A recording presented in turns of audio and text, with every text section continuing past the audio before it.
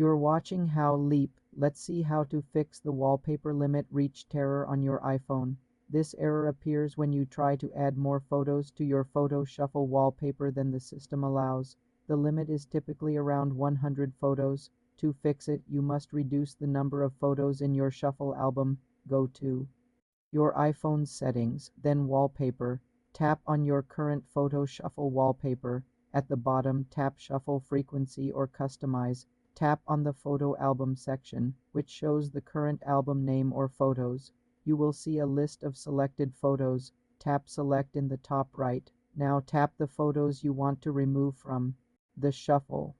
A check mark will appear. Tap the trash can icon to delete them from the selection.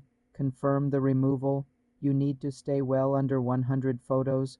Alternatively, choose a completely different, smaller album for your photo shuffle.